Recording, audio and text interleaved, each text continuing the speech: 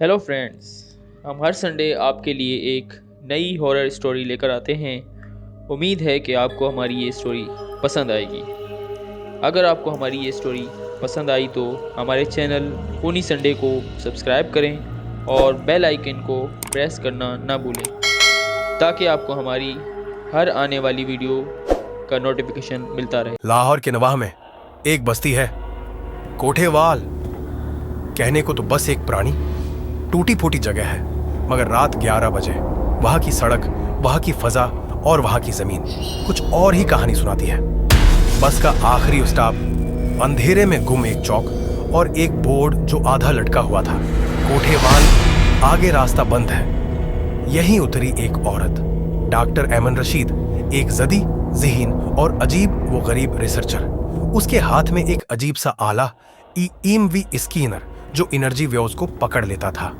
बस से उतरते ही ड्राइवर ने एक सर्द जुमला फेंका, इस मिट्टी में कुछ ऐसा दबा है जो सांस लेता है, अगर वापस आ सके तो आ जाना। ऐमन ने सिर्फ मुस्कुरा के कहा, साइंस में डर की कोई गुंजाइश नहीं। बीक कुंधे पर, स्कैनर हाथ में, और कदम उस बस्ती की तरफ। हर कदम के साथ फजा बोझल, जमीन खामोश और दरख्त जैसे सांस लेना भूल चुके हो। तभी उस स्कैनर ने बीप देना शुरू किया। जमीन पर एक काली लकीर सीधी जाती हुई, जैसे किसी दीराड़ के अंदर कुछ छिपा हो और निकलना चाहता हो।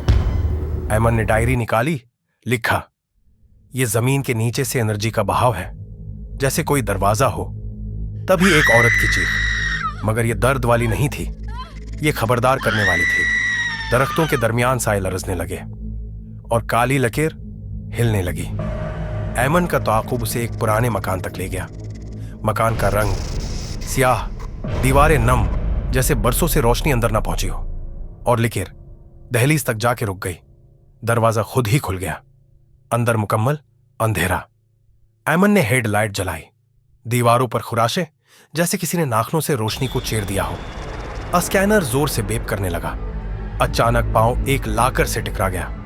अंदर से निकली एक नोटबुक, खून जैसे धब्बे, और एक जली जबान में लिखा था, लकीरें दरवाजे हैं, मुच्छीड़, वरना वो जाग जाएंगे। उस लम्हे एक खिड़की जोर से बंद हुई। ऐमन पलटी और पहली बार उसे लगा वो अकेली नहीं है। छत से एक साया दीवार से रेंगता हुआ नीचे आया। चेहरा धुंधला, आंखें रोशन, आवाज मुद्दम, तूने लकीर पार की है, अब वापसी नहीं। ऐमन ने मकान से निकलकर लकीर का पीछा किया, जो अब मुड़ के यूनियन ऑफिस की तरफ जा रही थी। ऑफिस में सब कुछ बूसीदा, पुरानी फाइलें, तस्वीर, फर्श पर खाक। एक तस्वीर उठाई, नीचे लिखा था, यादगार दिन 1969, मगर पीछे एक पैगाम, इनमें से 7 वापस नहीं आए। लकीर इनके साथ गई, 7 नाम मुट्टा दिए गए। स्कैनर ने फिर जोर से बेप किया। पीछे देखा, वही साया, मगर अब तन्हा नहीं था। दीवारों से 3 और साए निकले, जैसे वो दीवारें जिंदा हों। सबने कहा, जिनके नाम मिटा दिए गए वही लकीर का हिस्सा बन गए। अब तू भी लकीर का निशान बनेगी। ऐमन पीछे की खिड़की से छलांग लगाकर निकली और जमीन पर गिरते ही उसके हाथ पर लकीर अभर चुकी थी। अब वो लकीर उसके अंदर थी। ऐमन अपने फील्ड कैंप तक पहुंची। हाथ जलने लगा। स्कैनर ने लेवल दिखाया, नॉर्मल से 11 गुना ज्यादा। डायरी में लिखा, यह जादू नहीं, ये तवानाई है, लेकिन सिर्फ मुझे क्यों चुन रही है।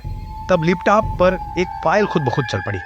एक मर्द, शायद पुराना मुहक्किक, कैमरे में कहता है, हम साथ थे, मैं आखिरी हूं।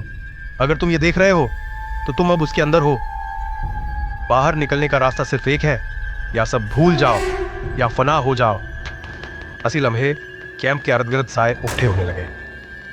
कानों में सरगोशियां, तुम्हारा नाम क्या है? अगर खुद को भूल गई तो हम तुम्हें मुकम्मल कर देंगे।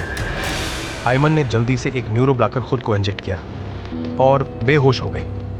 नींद में वो खड़ी थी एक स्याह मैदान में, न जमीन न आसमान, सिर्फ काली लकीर। सामने एक शख्स, ये लकीर नहीं, ये इल्म है, मगर ये इल्म अपने अंदर खींच लेता है। ऐमन चीख पड़ी, मुझे निकलना है। जवाब आया, तो फिर भूल जा, खुद को मिटा दे। साए चारों तरफ, आंखों में स्याही, माथों पर जले हुए नाम।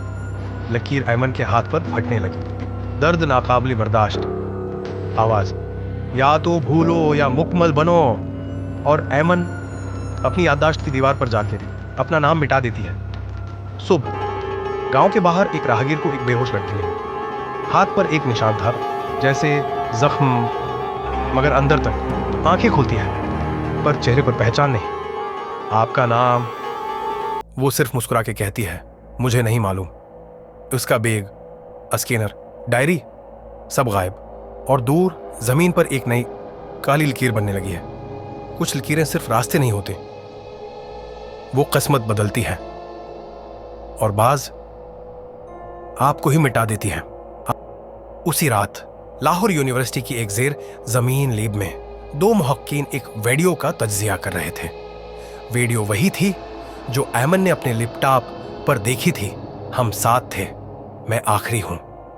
इनमें से एक नौजवान रिहान नदीम ऐमन का साबिक स्टूडेंट था। वो बेचैनी से बोला, सर ये वीडियो पब्लिक फाइल्स में कैसे आई? और ऐमन, वो तो लापता हो गई थी।